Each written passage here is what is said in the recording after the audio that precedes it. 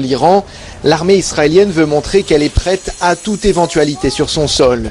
Cet exercice simule une attaque à l'arme non conventionnelle sur une zone urbaine au nord de Tel Aviv.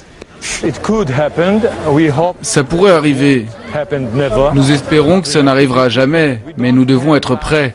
Nous n'avons pas d'informations spécifiques concernant une telle menace ou l'intention de faire cela, mais nous savons qu'ils ont les moyens de le faire s'ils le veulent. Officiellement, il ne s'agit que d'un exercice routinier. Mais forcément, ceux qui regardent se posent des questions. Ça fait peur, comme si quelque chose allait bientôt se passer. Et ils nous disent « Préparez-vous, préparez-vous ».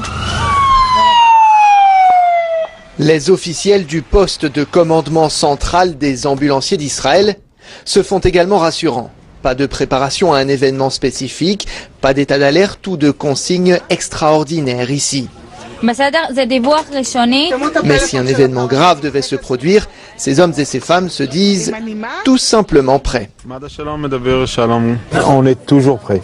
Il n'y a pour nous aucune différence entre un blessé, 20 blessés, 50 blessés.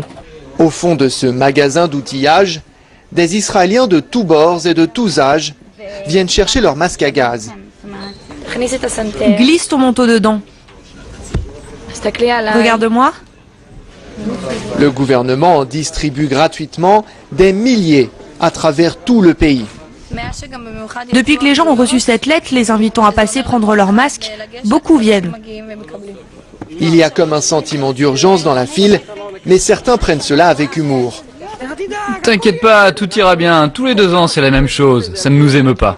On vient chercher nos masques à gaz et on en profite pour acheter des choses pour la maison en passant. Après, la maison explose avec tout ce qu'on a acheté et il nous reste les masques. Pour d'autres, c'est un moment pénible, voire triste dans leur vie. C'est horrible. Quelque chose ne tourne pas rond sur cette terre. C'est quand même fou de se dire que nous devons venir chercher des masques à gaz parce que d'autres gens nous menacent. Non loin de cette agitation militaire et politique, le film iranien qui vient de remporter l'Oscar du meilleur film étranger fait un tabac auprès des nombreux spectateurs de ce cinéma indépendant à Jérusalem.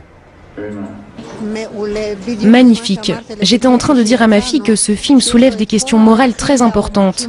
C'est un film très profond. On est vraiment content de voir leur film, de voir qu'ils ne sont pas des sauvages, mais des gens comme nous. Le président des États-Unis affirme que la fenêtre d'opportunité pour résoudre cette crise diplomatiquement est en train de se refermer.